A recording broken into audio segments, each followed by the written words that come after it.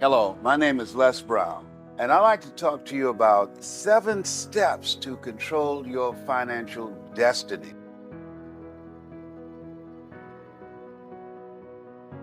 I want you to take the time to listen, and I encourage you to listen to it again and again and again, because sometimes when you hear something at a different time, your life is in a different space, and you hear some things that you did not hear the first time, like going to see a movie that you've seen before. There's some things that you'll see, you say, whoa, I didn't see that first time. So the same thing in expanding your consciousness and beginning to elevate the quality of your thinking. It's a process that you must review on a regular basis. That faith comes by hearing and hearing and hearing. But by your working and training your mind to serve you, you will accelerate the possibility of creating wealth in your life. And so controlling your financial destiny, the first step, which is major, that I talk about all the time, yes, and you know what it is, a mindset, a millionaire mindset. That takes a process. I encourage you to think about how much money you want to create. That's number one. Number two, what are you going to do with it? What's the purpose of it? Why is it that that's important to you? The other thing is writing it down and understanding that you must bring some value. What is it that you have? What is it that you're going to exchange in the marketplace in order to do that? I remember something I heard by Jim Rohn said, you don't get paid by the hour, you get paid for the value you bring to the hour. So you have to train your mind to serve you. Dr. Carter G. Woodson said, if you can determine what a man shall think, you never have to concern yourself with what he will do. He said, if you can make a man feel inferior, you never have to compel him to seek an inferior status, for he will seek it himself. And if you can make a man feel justly an outcast, never have to order him to go to the back door.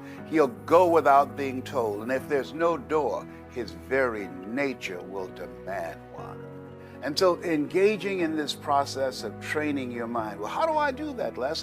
One of the things I encourage you to do that I did for years and still do today, train yourself to read 30 to 40 pages of something positive every day, to train your thinking. See, we can't control the thoughts that come in our minds, but we can control the thoughts that we dwell on. By reading 30 to 40 pages of something positive every day, you're saturating your mind and you're overpowering the negative thoughts that psychologists say that we think over 87 to 90% of our negative thoughts every day that goes undetected by our conscious mind. So that's the value of reading something positive every day and listening to something every day that's positive that will train your thinking. Now, the next thing, not only is the mindset as important, but information. 2007, Time magazine said the computer is the person of the year. And people were puzzled by that. Why? Because for the first time in the history of the world, everyday people have access to information that wealthy people have. And that really makes a difference. There's a slogan I hear with some radio stations that said that information is power. No, information that is applied in your life, that's power. And so you now have access to information that can help you to build and design the kind of life that you want, that you can learn anything that you so desire. You could just Google it, and there it is, available at your fingertips. The next thing is a network. The man who's still around today that I love is Dennis Kimbrough. He said, if you're the smartest one in your group, you need to get a new group. In order to create wealth and control your financial destiny, it's important that you have a network of friends that you can learn from, that you can grow from, friends that can help you to begin to access parts of yourself that you don't know right now, friends who have contacts and relationships and resources that you don't have, people that you can learn from, that you can grow from. You want to develop a network of friends. My mother used to say, if you run around with 9 broke people, I guarantee you, you'll become number 10. So you want friends that have more than you, people that will challenge you, that will bring some value into your life. The next thing, not only a network of friends that's important, but dedication. See, if you are casual about your goals and dreams, it will never happen. You have to dedicate yourself. How you spend your time tells me who you are. See, there's a difference between working from 9 to 5 to working from 5 until you faint. You've got to be willing to dedicate yourself to do whatever is required. A.L. Williams had a saying that I love very much. All you can do is all you can do. And all you can do is enough. But make sure you do all you can do. And so in creating your financial destiny and controlling it, it requires dedication. The next thing is system. There's no secret to success. There's a system. And you must learn the system. A lot of people say, well, I'm not a detailed person, or I never worked for a major corporation. That's what I said. I gave myself an excuse in the past for not learning the things that I needed to learn. And I never forget what my mentor said. He said, Brownie, all of us are born the same way, dumb, naked, and speechless. You can learn. Creating wealth, controlling your financial future, it requires a system. It's something you can't wing. It's something you can't do by flying by the seat of your pants. You must learn to put together a system. Have people around you who have the skills and the knowledge and the ability to put together systems that you can execute that will allow you to control your financial future. The next thing is energy. If you're casual about your dream, you will end up a casualty. It requires energy. You've got to be fired up. I call it hunger. You've got to be hungry. And when you are willing to put forth the energy, when you're willing to do the things today others won't do in order to have the things tomorrow others won't have, the energy that you must invest is above and beyond that which is commonly accepted. And most people are low energy, flat energy. You've got to work on yourself. As you think about creating wealth, I want to ask you something. What's your strategy for being here? You got to have a strategy. See, in order to create wealth, it requires a lot of energy, a lot of work on your part, dedication on your part. So that means that you want to get a physical checkup, you want to exercise, you want to set aside time that you're going to take care of you so that you will have the energy and be able to put in the time necessary to accumulate wealth that will allow you to control your financial destiny. And the next thing is managing your time. That is managing yourself. Time is important. And so where are you putting your time? How are you using your talents, abilities, and skills? That's important to know, because whatever you're doing with your time, that tells me who you are. And so it's important to prioritize what's important to you. Because when you look at the end of the day, all of us have 24 hours.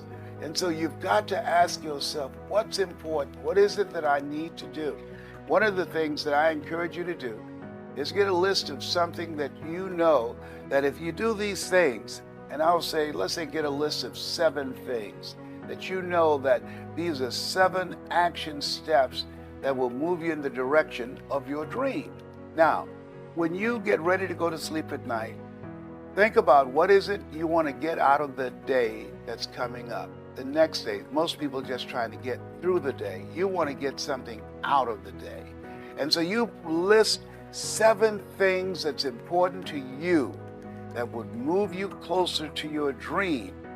You write those things out the night before. You read those things before going to sleep.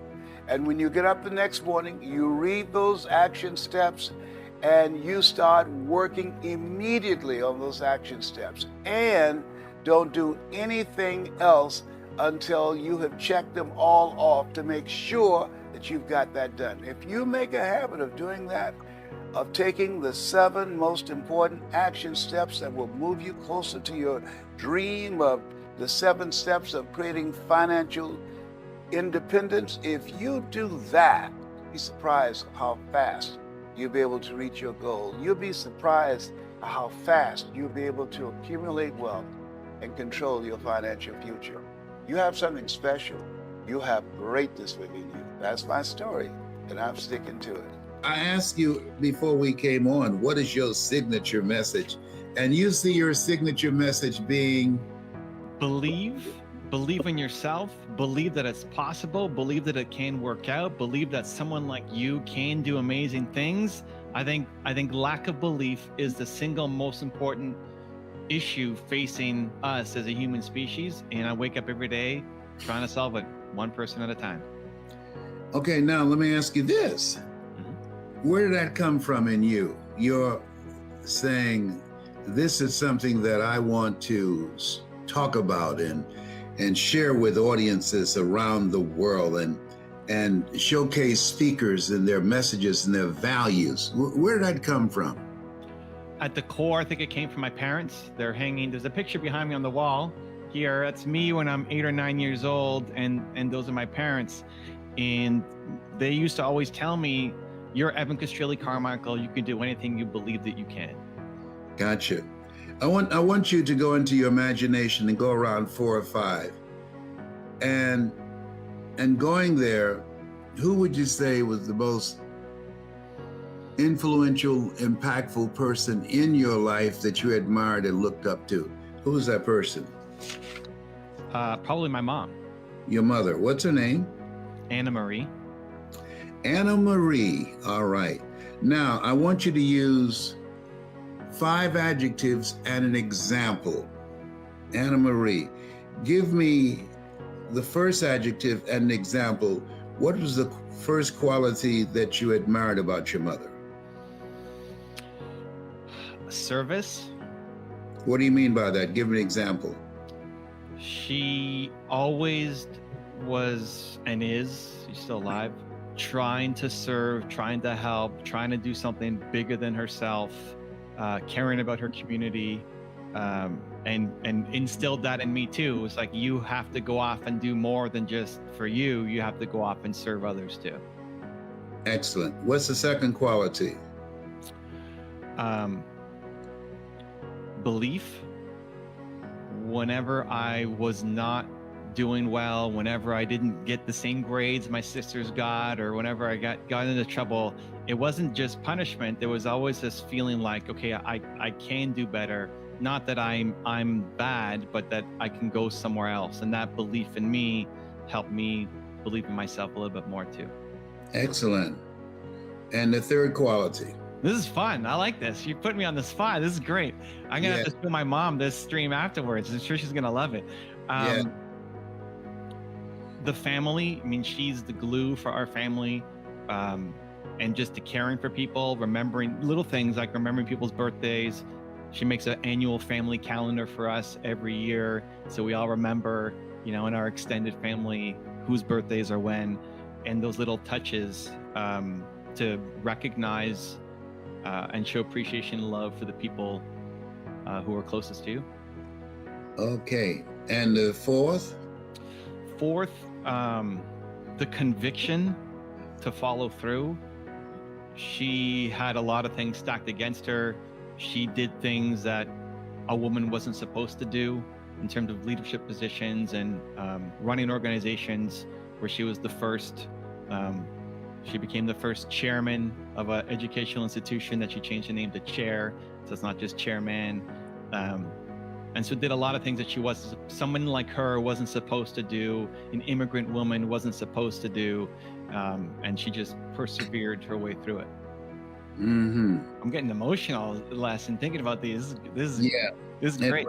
Okay, and what's the fifth quality? Fifth quality,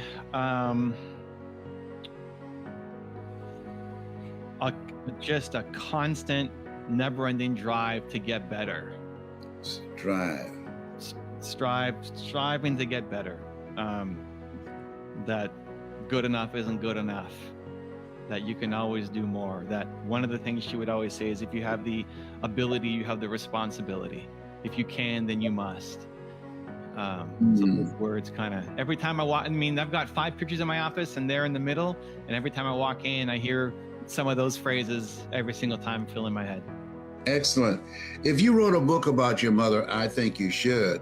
I talk about my mother, Mamie Brown. I'm adopted, and I just a few weeks ago saw a picture of my birth mother, And my birth mother gave me life, but my adopted mother taught me how to live life. But if you wrote a book about her and what you learned from her and how to live life, what would that title be? And a title that would appeal to anybody, regardless of their gender, regardless of their politics and religious persuasion, young or old. What would that title be about Anna Marie?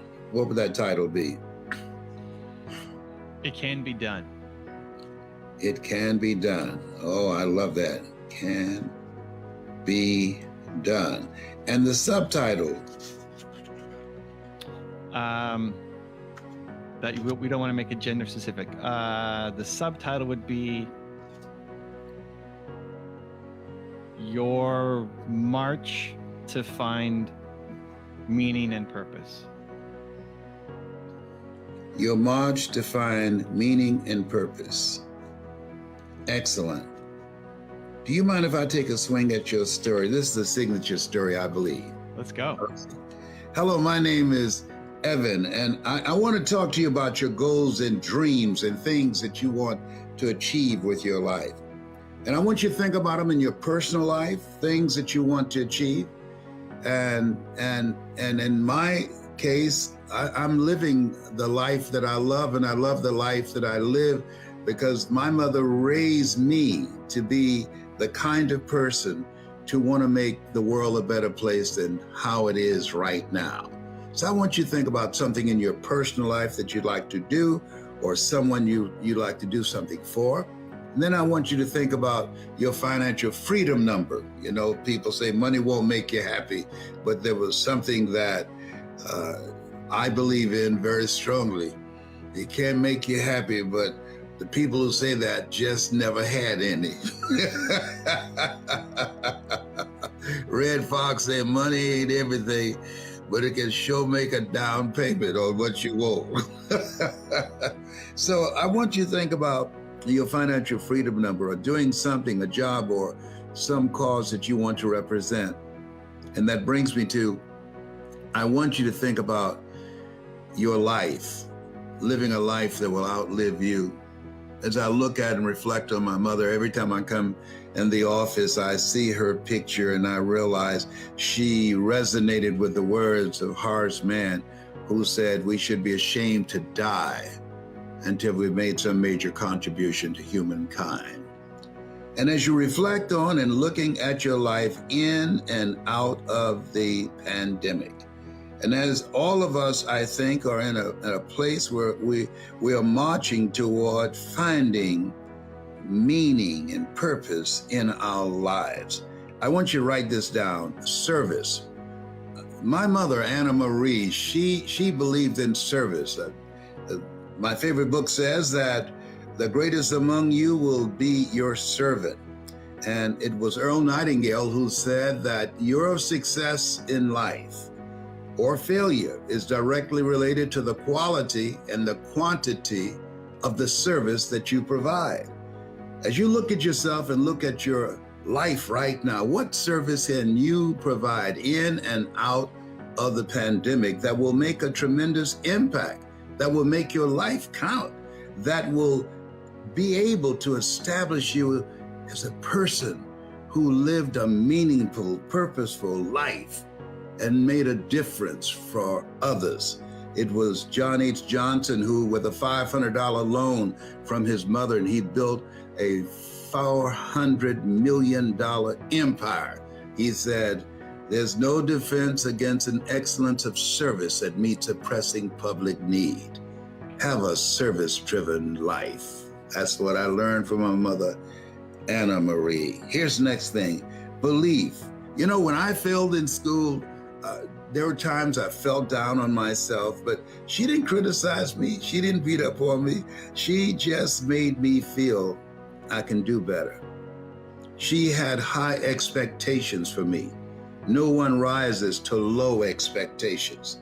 And she let me know that she expected more. She let me know that I had the ability to do more. She let me know that the grades did not define me.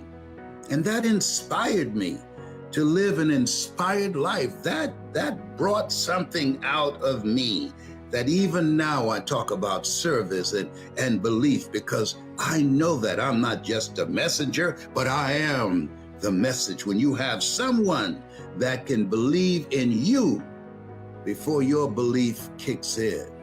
And that's what my mother did for me. And the next thing is caring. Oh boy, she did not forget birthdays and anniversaries. You know, it was Maya Angelou said, people don't care how much you know until they know how much you care. And my mother, she not cared just for me, but for the family, for everybody. Everybody know that my mother has a big heart, a heart-centered life. And she shared her caring with those in the family and people that she met. It's been said that love, inspiration, and caring are perfumes you can sprinkle on others without getting a few drops on yourself. Live a life of caring. And the next thing is conviction. Whatever goals and dreams that you are going after, that you see for yourself, you must be convicted in your spirit that you're going to make it, that you're going to do it. My mother, she accomplished some things against all odds. People didn't think that she'd be able to do that, but she did it. She was determined. A lot of people say it's not over till the fat lady sings. Well, many people quit when she's just clearing her throat. But my mother, she was convicted. She walked by faith and not by sight. My mother, she was a no matter what person. She's still here now. She covers the ground she stands on.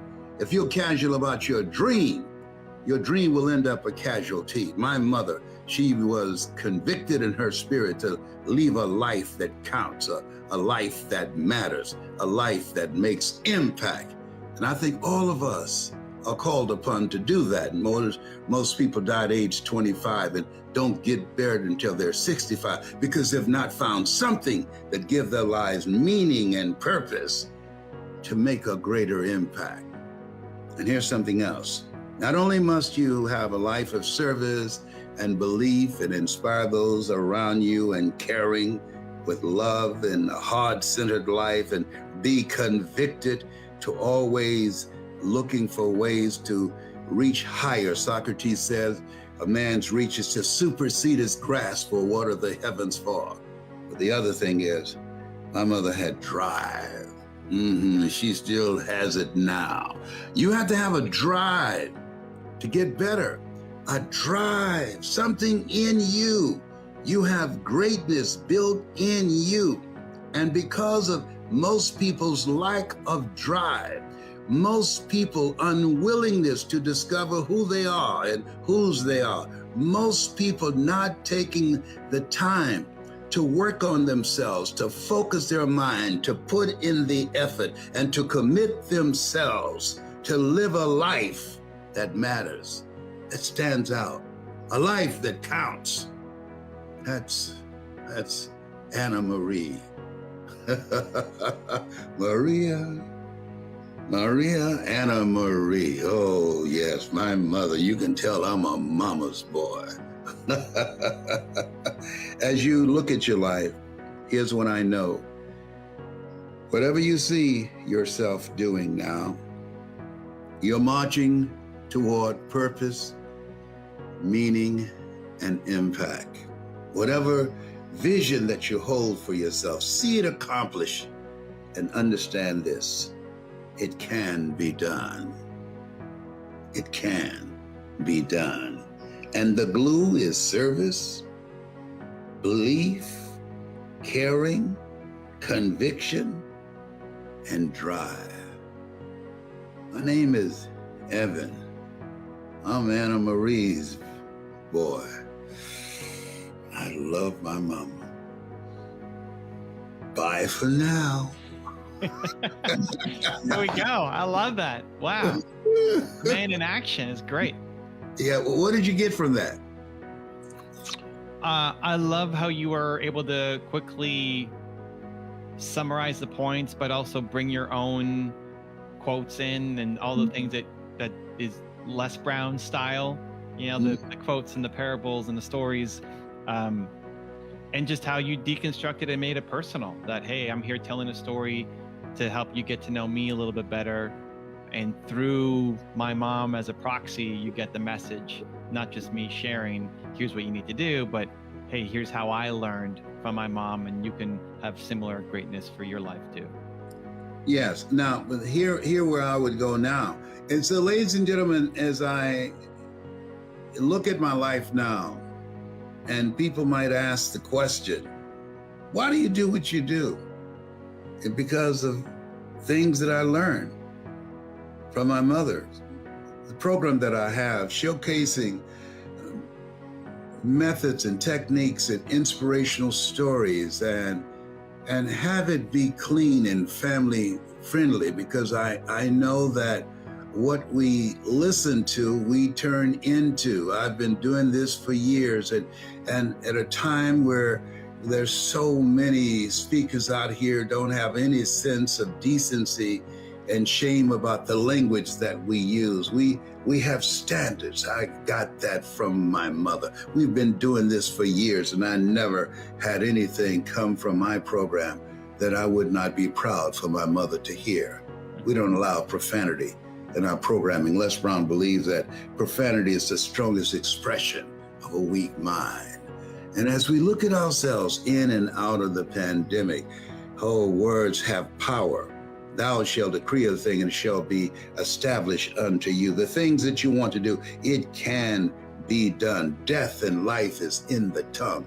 And most of us speak death, and most of us are watching things that are killing the positive mindset and sense of optimism and hope and spirits in people all around the world. It's a special time and special place. And my goal is to be David, facing these Goliaths. And keep in mind, Goliath lost. I got 5 stones, but I don't need but one. And that one is service or belief. And I got some backup too. Man, anybody who knows you, this is who you are. You serve with your life. You want to inspire people to believe in themselves. You have a caring heart. You are convicted on the things that you want to accomplish with your life, to live a life that will outlive you. And you have a drive and hunger to get better. You're not satisfied with where you are. You believe that since greatness is possible, then being excellent is not enough. It's my honor to be in the presence of you, sir. If you had a choice between your parents and your telephone, you had to get rid of one, which would you want to get rid of? My parents? Oh my God, this telephone, it's an addiction. I have a friend, and Mike Sims, he stopped looking at television for a year, and he became a millionaire. So I said, you know what? I'm gonna just focus on reading and meditating and journaling and exercise and praying and being focused on my dream and working with people that fit in this category, that they are positive, they are purposeful. That means they have a purpose and they're going in the direction that I'm going. They are productive. They're working on their stuff, and they're profitable. They're making some stuff happen. There's some time, these blessings that God has granted us, we are to make something happen. We've got to create something that shows that this era is the most profitable, most productive, and purpose-driven era in our history because of how we've been blessed, because what God has bestowed upon us. We got a fresh start. And when you have a fresh start, you want to take advantage of that, doing the right thing, being excited about it. I remember Dr. Otis Moss, who was a classmate of Dr. Martin Luther King Jr. He said, blind celebration and empty Sentimentality will not keep the dream alive. What is your dream? I remember Dr. Johnny Coleman out of Chicago, as she asked, what is your dream? It said, when is it a man or woman dies? And the answer was, when their dreams die. Some people never had a dream. They think in terms of getting a job. Well, that's not an option now. This is an entrepreneur's era. You have to create your own job. And you got it like that, whether you recognize that or not. New industries are in you. You were born with greatness in you, and dreams in you, the ability in you to do more than you can ever begin to imagine. How do you know these things? Because you've been given authority and dominion over everything on the face of the earth. I got something to back me up with that. Is that right? Yes, the Word of God. He doesn't lie. You got it like that. Yeah. That's something. Yeah, I've got to decide to get excited about that. Somebody called me, are you watching the playoff? Watching somebody live their dreams? No, I know playoff what? Excuse me? Are you serious? This is our time. This is your time. I want you to take the time and think about that and reflect on your life and say, speak, Lord, if you don't know what you're supposed to do next. If you don't know how you're going to take advantage of this time, say, speak, Lord. Thy servant heareth thee, and he will. He will. He will. Just get still. Go for a walk or go for a drive, or just unplug the computer to turn it off and turn your phone off and just get still and create an opening in your thoughts. Don't worry about anything. Just be open. Just ask, speak to me, talk to me. I got a fresh start.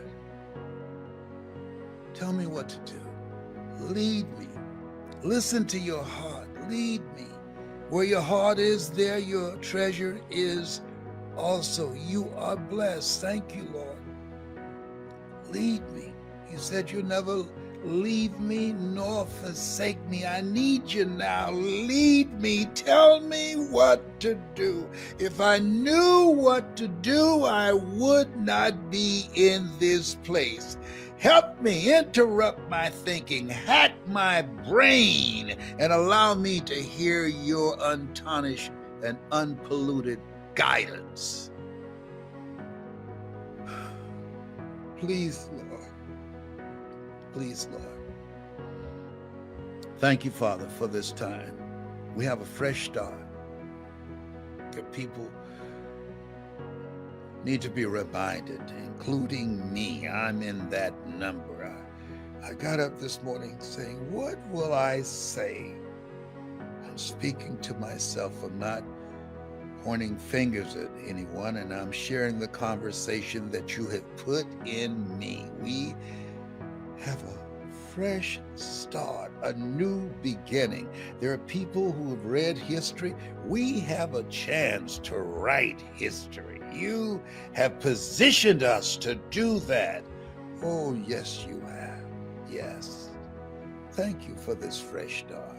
Thank you for the courage to answer the call, the courage to be mindful that you're ordering our steps, the courage to call forth those things that be not as though they were, the courage to stand, the courage to have the faith and to know all is well. We give thanks. We give thanks. And so it is. What do you think has been the greatest skill you've developed over the years? Is it the ability to overcome adversity? Is it the ability to use your words? What is that skill you think that you possess has given you so much greatness? I think it's a combination of both. One, mental resolve. I think that everybody needs that, because when you have goals and dreams, there will be resistance. An airplane cannot fly without the resistance of air. Walt Disney filed bankruptcy 7 times and had 2 nervous breakdowns. That when you have goals and dreams, the book of life says, think it not strange that you face the fiery furnaces of this world. You will, not you might, you will have tribulations.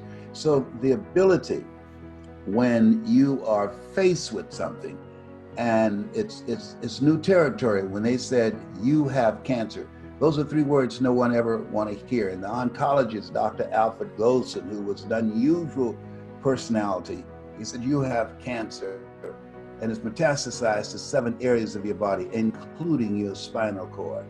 I said, can you give me a second opinion? He said, yeah, and you're ugly too. I know you didn't just call me ugly. He said, yes, I did. You ugly as hell. And then, we both were laughing. He said, but you got this. We determine the diagnosis. God in you determines the prognosis. You and God determine that. You got this. What I learned from that enhanced my speaking. When you laugh, the mind shuts down and the heart opens up. I left there with a confident feeling in my heart. I got this. When he spoke it, I felt it at this cellular level. I did not leave there feeling fear. He was so good. He was making you feel comfortable with whatever you're dealing with, that you are not in denial, you just are defiant. And so when your show, which has changed millions of people's lives, people you never meet, what it does is distract, dispute, and inspire. How we live our lives is a result of the story we believe about ourselves. What you do is distract them from what psychologists call their self-explanatory style.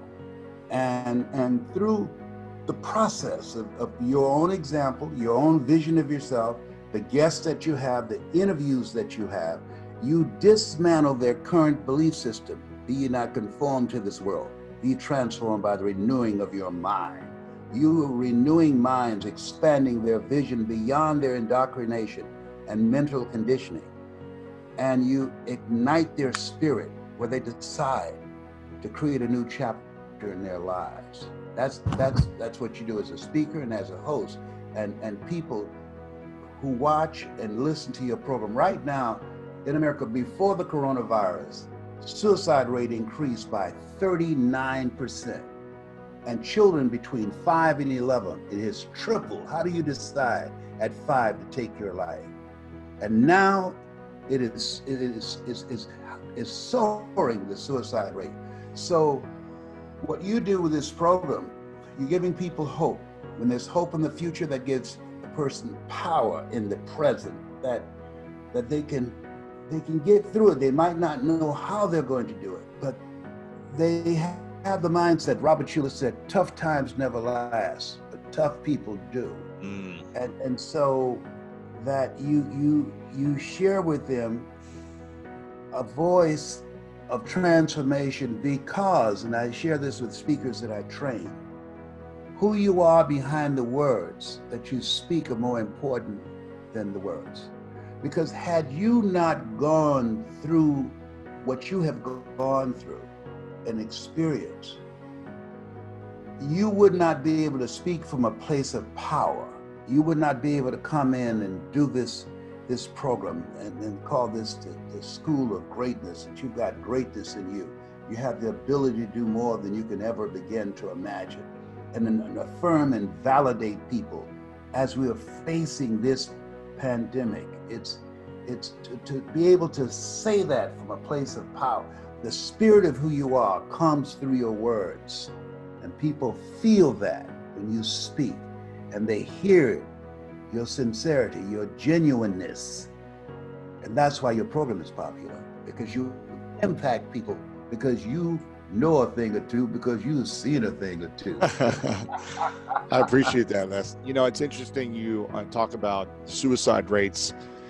increasing. Unfortunately, I was going on a drive to San Francisco over the weekend, taking my girlfriend up the coast of California, and she'd never seen it. Had a beautiful experience. And as we're driving back into Los Angeles, I live in a condo building, a tall condo building. It's probably 35, 40 stories high. And as we pull into the building, and I'm about to park, I see police with a yellow tape and a white tent, and over the kind of driving area. And I remember just thinking to myself, there's no way someone jumped off this building. There's no way someone did this. And I asked right away, I go, tell me someone did not jump. And the guy looked at me and he just said, yeah, a couple hours ago. And I go, you're kidding me. And I later found out it was reported in the news. This was yesterday. Yesterday. This just happened. Wow. It kind of shook me up a little bit too. And literally I learned that the person who jumped, who's my building, was literally right next to my window, a few floors up. He jumped out of, his name is Steve Bing. It's all over the news right now. And this was a very successful businessman who 55 years old, I think, I think it was reported he was worth hundreds of millions of dollars. A very successful businessman who is close friends with Bill Clinton, who I saw Clinton made a statement about as well. And I haven't been able to stop thinking about it since yesterday. I was thinking about it all night. You said it was hard for you to sleep last night from stuff you saw. For me, it was hard for me to sleep last night thinking about the pain and the suffering that people go through inside that we may never know about.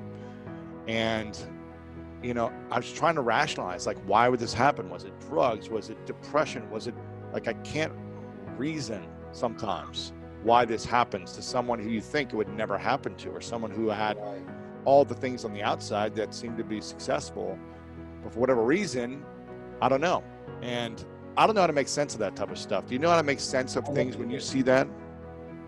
Well, I had a guy, he just wrote me, and I kept this text where he had tied a noose together. He was going to hang himself, had it around his neck, and he was going to get a chair. He's trying to look a place where he could suspend himself and placed a rope, and the phone rang. And he had said to himself, God, give me a sign. So with the rope around his neck and holding it part of it in his hand, he answered his cell phone, and there was nobody there. And he took that as a sign, and he said in that moment, he was listening to me, and he remembered a statement I made that life is God's gift to us, and how we live our lives is our gift to God. And wow. He said, he asked himself, why would I throw my life back in God's face? I was talking about the fact that we were chosen, 1 out of 400 million sperm, that you are a masterpiece because you're a piece of the master. And he said, I kept saying to myself, I'm a masterpiece. I'm a piece of the master. And he talked himself back from those suicidal thoughts. He really didn't want to die. He wanted to stop the pain that he was experiencing from the breakup of the relationship, from the loss of his job, from what he felt his life had the rug snatched out from under it. He's among those 40,500,000 people who have lost their jobs in the coronavirus economy. And so that's why what you're doing is so important, because when you go through an experience, you have the school of greatness. Not elementary school, high school, college. No one is saying to people, you have greatness in you. And those type of structures, even in church. And so the reason that I advance with that, you know, the Book of Life says, greater is he that's in you than he that's in the world. That you have greatness within you. That when Mr. Leroy Washington, who, when I was so captivated by this man's oratorical skills, he was a speech and drama teacher, and he asked me to do something, you know the story, He wanted me to go before him and read a script really before the class. And I said, sir, I can't do that. I'm not one of your students. And he said, do what I'm asking you to do anyhow. I said, I can't, sir. And the other students started laughing, saying, he's Leslie. He's got a twin brother, Wesley. Wesley is smart. He's DT. And he asked, what's DT? He's the dumb one. And I said, I am, sir. He said, don't you ever say that again. Someone's opinion of you does not have to become your reality. And he did that. I was startled. Because my mother said, sticks and stones can break your bones, but words can never hurt you, but words can hurt you, and very deeply. And when he said that, someone's opinion of you does not have to become your reality. I remember going to my next class, turns out between classes, I kept saying that to myself. Someone's opinion of you does not have to become your reality. As I was going home, and what they think about me, I don't have to be that. It's not what they called me, it's what I answer to and what I call myself. Dang. You know, that was an interrupting moment. Wow. That's how your program is it's a disruptor, more powerful than Corona.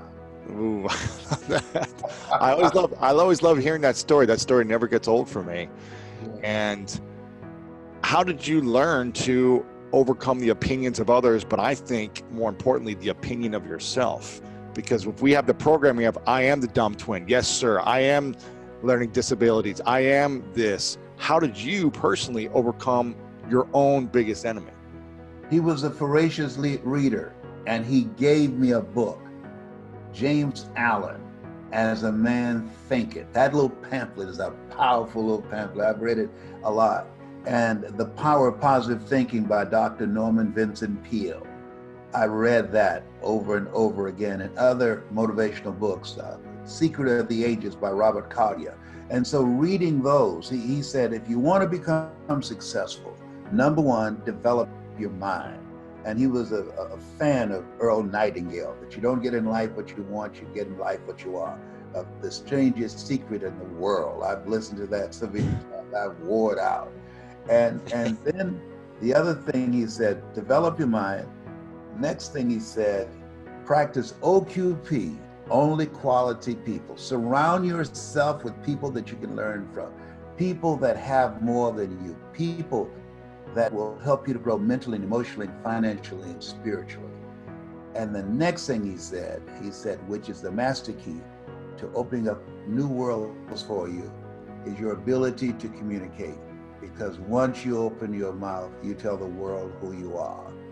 And I believed him, and I followed that. I never forget, when I was in Poland, and I was in this stadium, and I saw my name up, and people started chanting when they saw me coming through the tunnel. And I said, Mr. Washington, this one is for you, sir. Wow. He's gone. I eulogized him. I said, I'm gonna make you proud today, because it was my first time speaking in Poland, you know. And so, but I so admired him. I've never known my father or birth mother, but that the ability to connect with people that are strangers to you and can create a shift in their lives and how they see themselves. Have that sacred opportunity to share your story and distract, dispute, and inspire them to realize, as the play Lion King, Simba, you're more than that which you have become. That's what you do every day, up in here. I remember last time we talked, you said you wanted to really leave a legacy by teaching other people how to speak and communicate better, and you were creating a select smaller group. I think it was either 50 or 100 people that you wanted to train and speak. Are you still doing that? Because I had a friend who was going through the program with you, or who hired you, my buddy Judd.